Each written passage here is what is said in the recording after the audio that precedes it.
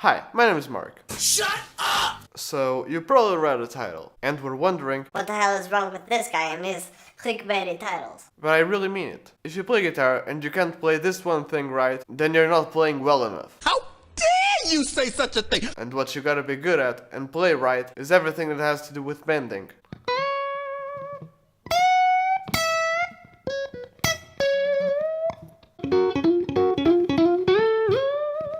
And I know what you're thinking. Say what?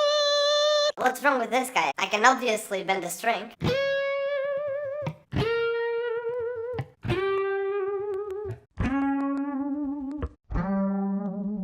And if you can bend a string, good for you. But can you bend a string in all those different ways? You have all those like microtonal bends that don't quite reach a half step. You have those full step bends. You have those bends that take a tone and a half. You have those bends that take a whole major third.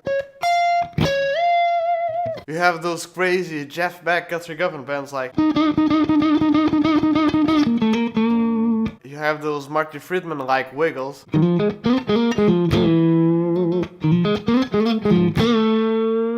have those pedal steel type of licks.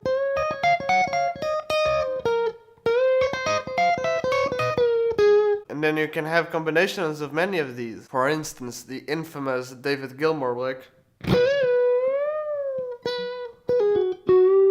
It's a combination of a full step bend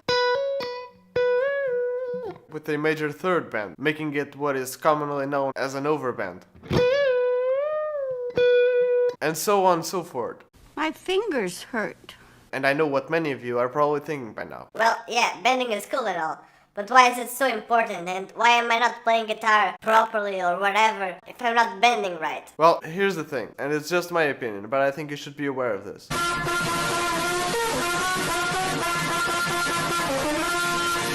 Stringed instruments like guitar are some of the few that can actually bend notes. As guitar players, take this lick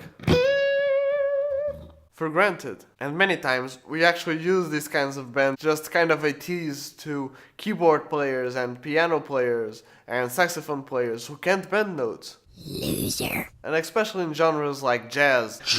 And even metal sometimes.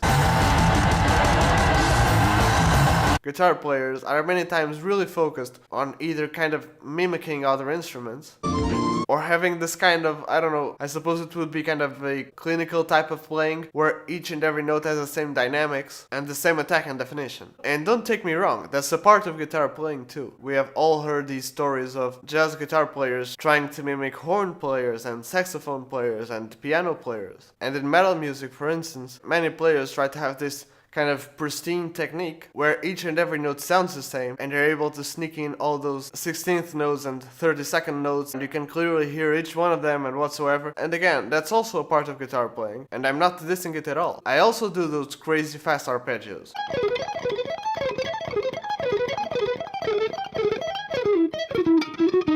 And like those jazz players who mimic saxophone lines and clarinet lines and horn lines, I also like to mimic, for instance, blues and jazz piano with all those kind of double stops.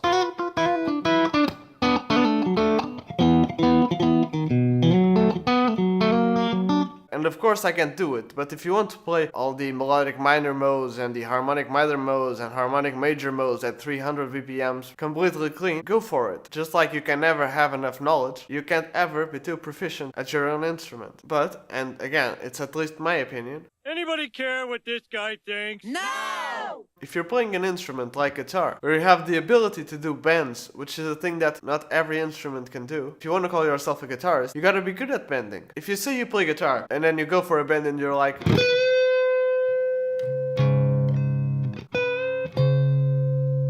That's like saying you're a pro bike rider, but you can only ride when you have your training wheels. What a loser! And it may be the case that maybe you don't like the sound of bent notes. You prefer going... then... And that's fine. You should play what you like and what pleases you. But if you're trying to go for some kind of jazzy lick or whatever, like...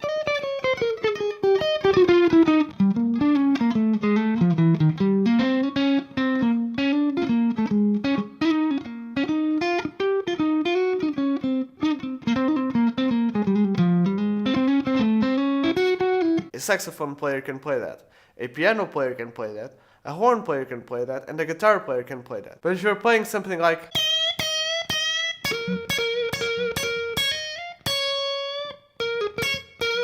only a guitar player can play that. I mean, sure, sometimes you have those keyboards with that pitch bending wheel, but that's not natural to that instrument. And that's a digital manipulation to mimic guitar players. So to kind of wrap up this video, what I really want you to understand is practice your horn lines and practice your saxophone lines. Practice your sweep picking and your string skipping and whatever you're trying to achieve with your instrument. But I think that if you want to be a proficient guitar player, you should have your bending technique at the same level of your other techniques. Oh, well, what if I said, well, if you... Yeah. You can play the glass prison arpeggios with cross picking faster than the original recording? Good. You can do mad tapping licks with 8 fingers? Awesome. You can play all the modes of the melodic minor scale at 300 BPMs? That's really impressive. But can you do a tone and a half bend without accidentally overbending it or not quite reaching it when you're supposed to? That part of guitar playing is as important, if not more, than all your other achievements. At least in my opinion. Oh yeah? But can you do this?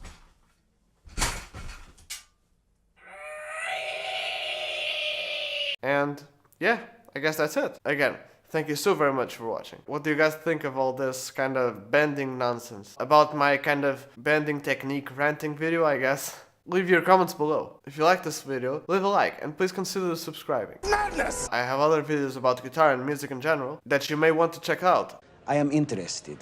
We are interested. You may want to check out, like the worst pop song with the best chords. Or maybe you'd like to check out the video about how baby metal changed my songwriting. Or even perhaps Guthrie Govan versus John Petrucci. Should you really practice guitar? All of those videos will either be on the cards section or in the annotations of the end screen. Please check them out if they sounded interesting to you. As always, I'm giving free one-on-one Skype lessons. Very nice. And everyone can enter, but they are limited though, so you gotta be fast. All you gotta do to win one of these is subscribe to my channel, turn on the notifications, follow me on Instagram, and like my Facebook page. After that, DM me on one of those social media, with screenshots, proving that you did everything mentioned before. And yeah, I guess that's it. Finally! Again, thank you so very much for watching, consider subscribing, and cheers!